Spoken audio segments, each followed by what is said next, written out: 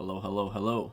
This is Nash here, and today we are going to be talking some Quinn Ewers, and specifically why you should either be excited or, depending on who you are a fan of, concerned about Quinn Ewers coming back from his injury.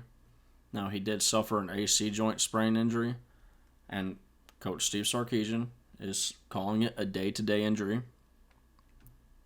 I'm not sure of how many AC joints heal in a few days, but if it happens, I'll take it. Not going to expect it, though. But without further ado, if you like the video, hit the like button, subscribe to the channel, and drop a comment down below on what you thought of Quinn Ewers in his first full 4 quarters. It wasn't even really a full 4 quarters. Played a full quarter, full second quarter versus ULM. Most of the third quarter versus ULM, and then most of the third quarter versus Alabama. So let me know what your thoughts are about him playing the 4 quarters down below, and let's get right into the video.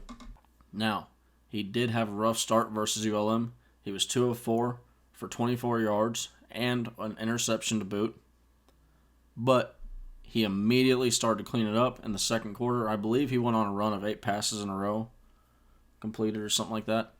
9 of 12 for 120 yards.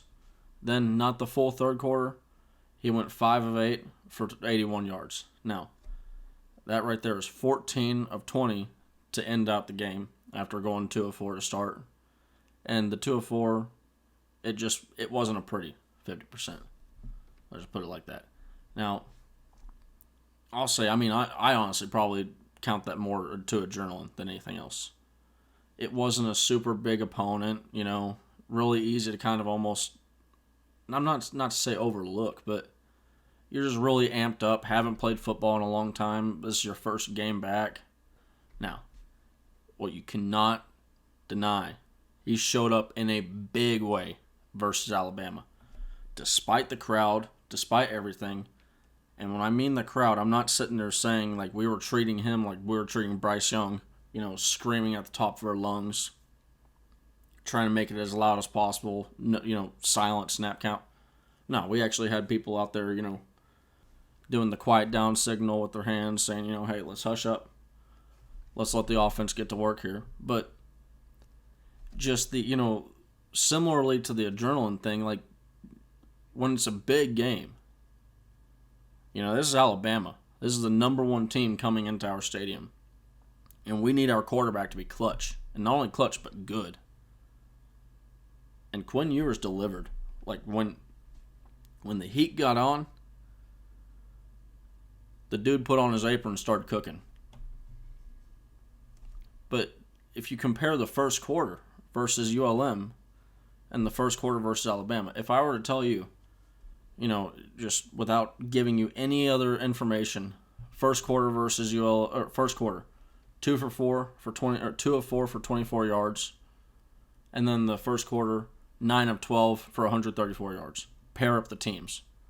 Most people are going to be, Bama shut him down. 24 yards, 2 of 4. No. It was the exact opposite. He was an assassin versus Alabama, and he was not so much assassin-like versus ULM. Now, Alabama, he had 4 incompletions. One of them was a true incompletion. Now, I know some of you are going, whoa, he was 9 of 12, Nash. What are you talking about? 4 incompletions. One of them was called back from penalty. First one, deep ball to Worthy. Worthy had lost track of it, I believe. The play didn't count because Will Anderson was offsides. But that was a completable deep ball. Worthy had the guy beat. I think if he keeps track of the ball in the air, or even I don't know if he ever had track of it. Regardless, I think that is a completable ball. But we're going to nullify it and act like it doesn't exist. The deep post to Worthy. A rare time that you're ever going to see the ball enter Worthy's hands, then briefly exit them before where he bobbles it. No. And it wasn't really even a drop because he never dropped it. It just bobbled out. If there were 5 more yards of the end zone behind him, then that's a touchdown right there. So I'm not going to count that as an incompletion. Now, then the third incompletion, which was his first and only real true incompletion, was a fade to JT, and he just missed him. He had JT, and the ironic, if he had the next play that was counted as an incompletion because there was a pass interference, if he had had that same ball to JT on that play before, it's a touchdown, easy. But fade to JT Sanders, pass interference on the play, and it's not called. Sure, some of you know exactly what play. I'm going to drop it. I'm going to put a screenshot of it right here on the screen. I mean, that's almost like that. That's pretty textbook pass interference to me. But so if you don't go down as adjusted completion percentage, and you get rid of the pass interference, which should have that really honestly that play should have never counted, just like the deep ball to Worthy where Worthy lost track of it. Okay. You nullify those plays. Those plays don't exist anymore. Well, I don't know why PFF or anybody didn't really credit Worthy with a drop on that, because I mean, this is what it is. The ball entered Worthy's hands, and he yes, it wasn't a drop, but he bobbled it still. So in a way, it is effectively a drop. So you add, when you're looking at adjusted completion percentage, you add those drops. If a ball is dropped, if a ball is deflected, when we're looking at adjusted completion percentage, we are simply looking at how accurate was the quarterback at getting the ball to the target.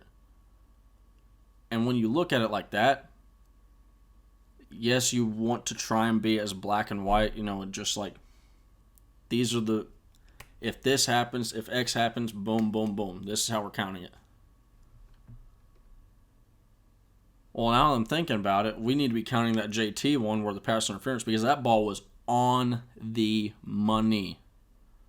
If there is no pass interference, that ball's caught, because JT just manhandles the dude. But regardless, that ball was a perfect placement. So I'm changing what I think his adjusted completion percentage should be. I thought it was going to be 10 of 11 for 90.9 yard or 90.9%. It goes up a little bit. I think he was 11 of 12, and when you're looking at adjusted completion percentage, and a 91.6% rate. He was lethal. Average depth of target was 16.5 yards. Nearly hit all tenths of the field, and when we're talking about the tenths, the first tenth, behind the line of scrimmage, the entire line of scrimmage, don't care where it is. Okay? Then you got yards 1 through 10. You divide a field up into thirds right there. Boom, you got your left hash third, short. Boom, middle hash short. Boom, right hash short. And you stack those three. Anything between 10 and 20 yards, that's an intermediate throw. Left, right, middle. And then deep. Anything past 20 yards, left, right, middle. So you have 10 sections of the field. Quinn Ewers hit nearly all tenths of the field on Saturday. And there's no reason to suggest that he wouldn't have hit all tenths of the field had he stayed healthy and had he stayed in. And I should also add that last throw at the end, because there was a penalty that was not called, but even if there wasn't a penalty, that was a throwaway. So we still don't count those on the adjusted completion percentage. So the adjusted completion percentage would be the exact same as it is now. But the all tenths of the field point, what that does is, and what that shows is, it confirms what we already knew. Quinn Ewers has the ability to hit every spot on the field. If you need a ball delivered, I mean, there are not many arms that can put a ball in a place that Quinn Ewers can't. Point blank simple. It is that simple. And if we're able to get 91.6 adjusted completion percentage from Quinn Ewers, because that is legit. I'm not trying to go overboard on the hype with this guy, but right now it seems like Quinn Ewers is everything he's built up to be, and maybe more. All right, everybody. I hope you all enjoyed the video. Let's get Quinn Ewers back, and let's also win some games while Quinn Ewers is out. Pick up your guy. Hook him.